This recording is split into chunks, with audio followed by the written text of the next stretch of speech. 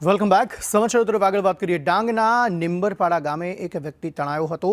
Causeway પરથી પસાર થતા સમયે આ ઘટના બની હતી. પાણીના ધસમસતા પ્રવાહમાં આ યુવક તણાયો હતો. ભારે વરસાદથી કોઝવે પર પાણી વહી રહ્યા હતા. જોકે સ્થાનિકોએ ભારે જહેમત બાદ આ યુવકને બચાવ્યો હતો.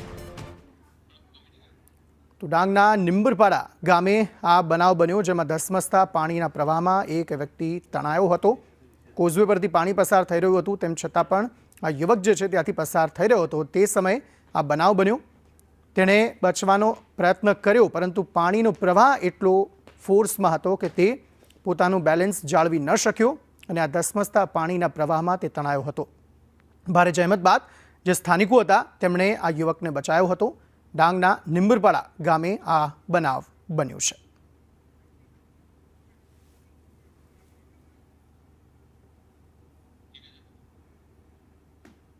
તો આવી પરિસ્થિતિમાં તંત્ર પણ અપીલ કરે છે કે જ્યારે કોઝવે પરથી નીચાણવાળા કોઝવે હોય તેના પરથી પાણી પસાર થઈ રહ્યું હોય ત્યારે ત્યાંથી પસાર ન થવું.